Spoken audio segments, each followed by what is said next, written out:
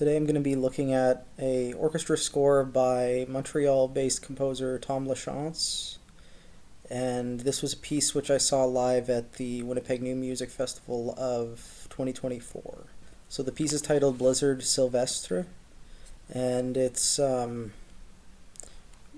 in 2022, and it's about 6 minutes long. The instrumentation is 2-2-2-2, 4-2-3-1, two percussionists, timpani, harp, and strings. The required or recommended timpani are 32-inch, 28-inch, and 25-inch. The percussionists, percussion 1 is in charge of marimba, tubular bells, toms, suspended cymbal, and wood blocks. Percussion 2 has a smaller setup, just vibes, suspended cymbal, and tam-tam.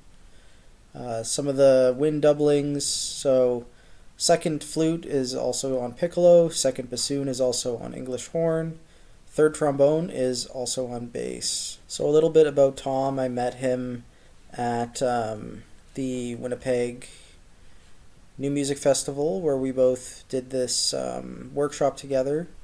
And this piece of his was performed. His profile pic is actually from that opportunity. I don't think he has a personal website yet, but when I met him, he was between degrees. I think he just finished a degree at the University of Montreal, and he was trying to get into McGill, and I think he's successfully become a composition student at McGill now. So good for him. And I think this piece was recorded first by one of the student orchestras at the University of Montreal.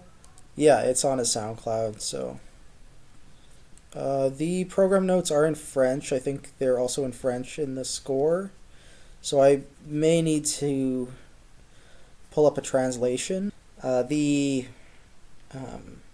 program note is pretty poetic and ephemeral, so I don't want to translate it too much because I think it's probably much better in its original language. But I remember Tom talking about this painting in his short presentation of this piece with the Winnipeg Symphony Orchestra. And yeah, he was just talking about this painting that really struck him, and I think a lot of this is just describing that experience, a whole experience of looking at a painting, its contours and colors and hues and textures. So that's the type of piece we're jumping into today. If you need a link to this recording, it's in the description to the video. That'll save you a Google search, and yeah, it's time to refresh my memory, take a little trip down memory lane. Alright, so I really enjoyed going through the score with this. I think the middle of this score differs from this recording. Either I got lost or this is a revised version, but it didn't seem like the ensemble was taking it any slower. I have a feeling that Tom might have revised this considerably. See, he even says it was reduced for the 2024 premiere here. What I find interesting, though, is I think he did write... I don't think it just was a matter of cutting this or that thing. It looks like he just wrote a little bit of new material, too. And he keeps a lot of the beginning and a lot of the ending. It just cuts out a lot of the middle stuff, which is kind of interesting.